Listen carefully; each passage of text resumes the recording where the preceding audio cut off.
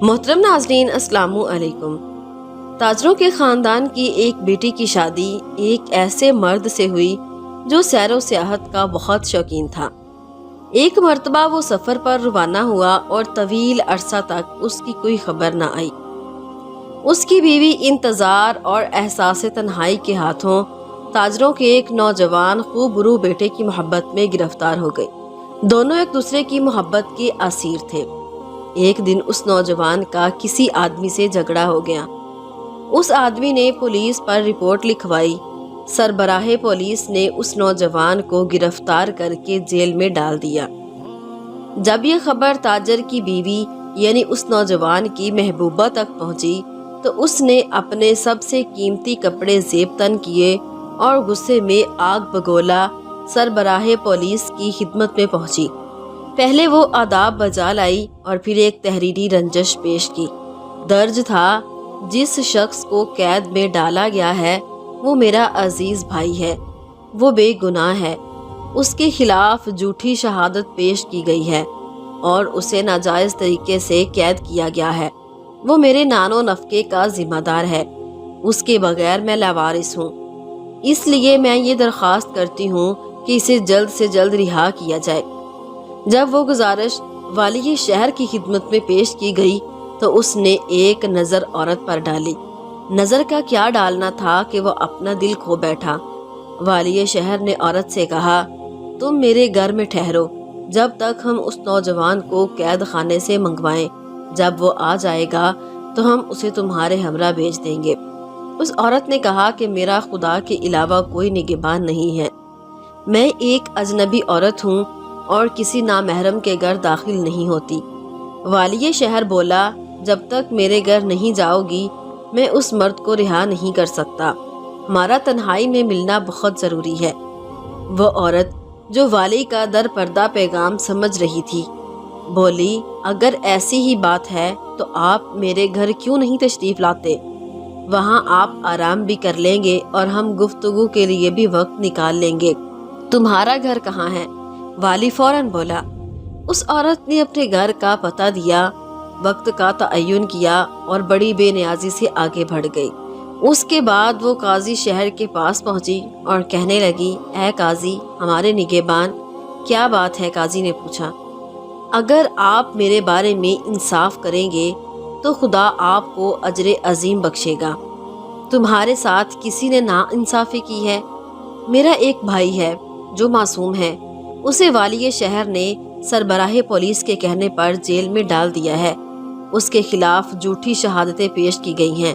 मेरी आपसे दरख्वास्त है कि उसे रिहा करने में मदद करें। जब काजी ने उस औरत के हुस्न को देखा तो बस देखता ही रह गया।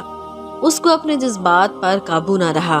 बोला, तुम मेरे घर में मेरी मुलाजमाओं के पास इंतज़ार करो। मैं वाली को पैगाम भेज कर तुम्हारे भाई को मंगवाता हूँ।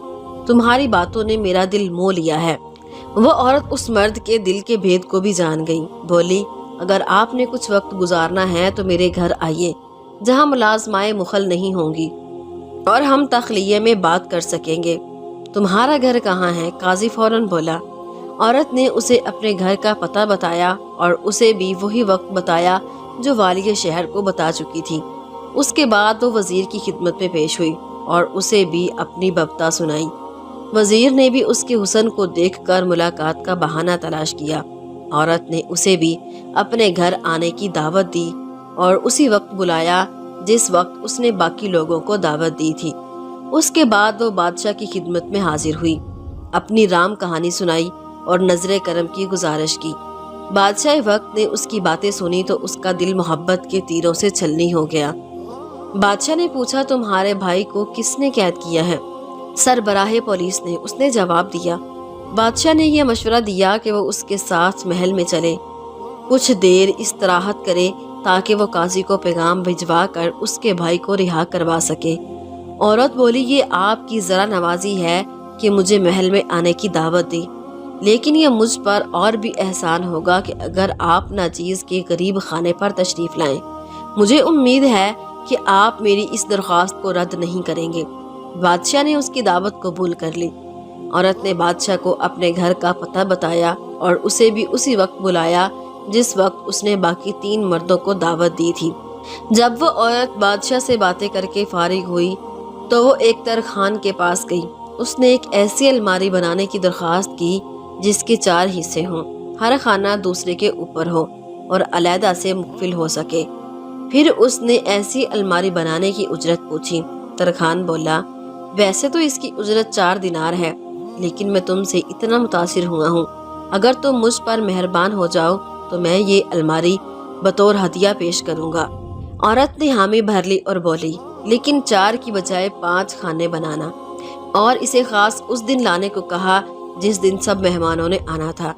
तरखान ने उसे रुकने को कहा और थोड़ी ही देर में अलमारी तैयार कर दी। औरत उसे लेकर घर चली गई और तरखान को भी उसी दिन उसी वक्त की दावत दे आई। घर पहुंचकर औरत ने चंद कपड़े निकाले और उन्हें मुख्तलिफ रंगों में रंगवा कर संभाल कर रख दिया। उसके बाद उसने दावत के लिए शराब, फूलों, फलों और इतर का इंतजाम करना शुरू कर दिया। जिस दिन सब मेहमानों ने आना था, उस औरत ने अपने कीमती कपड़े जेब तन किए, इतर लगाया, घर में उम्दा कालीन बिछाए और सब मेहमानों की आमद का इंतजार करने लगी। इत्तफाक से सबसे पहले काजी नमूदार हुआ। औरत ने उसे बड़े एहतराम से खुशामदीद कहा, कदम बोसी के लिए रुकी और उसे हाथ से पकड़कर सोफे पर बिठा दिया। फिर वो उसके पहलू में लेटकर अटकलियां करने लगी।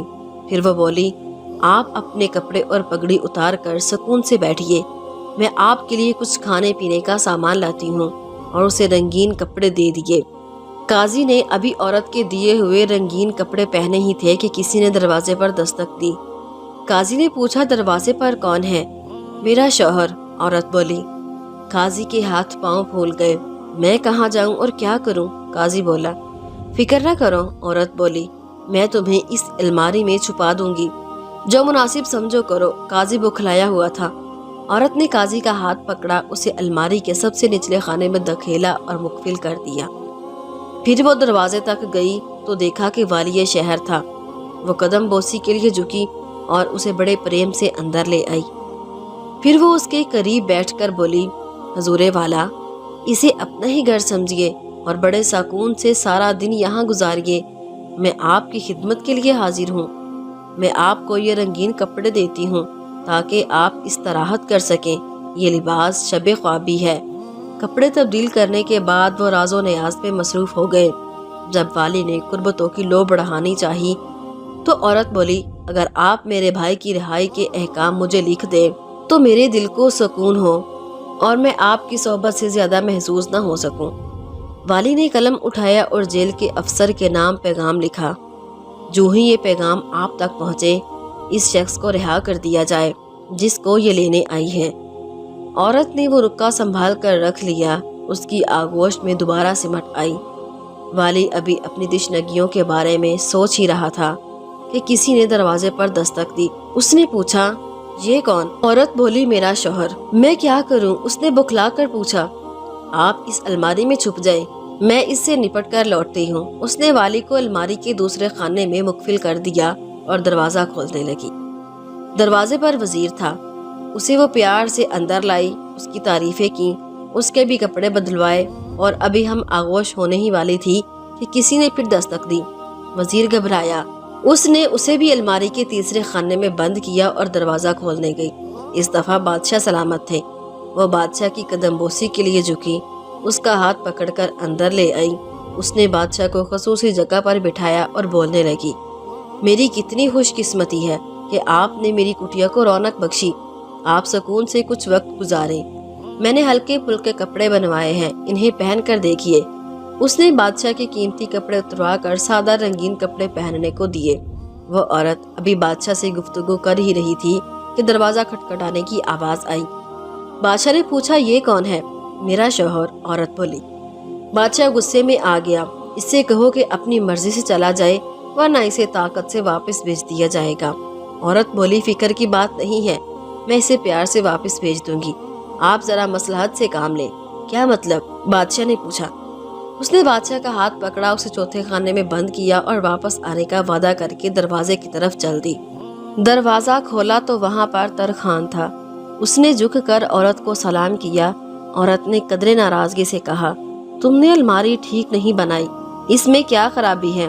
ترکھان نے معذرت کے انداز میں پوچھا۔ اس کا 5واں خانہ چھوٹا ہے، تم گھس کر دیکھو۔ وہ اس کے معائنے کے لیے اندر داخل ہوا تو عورت نے اس خانے کو بھی بند کر دیا۔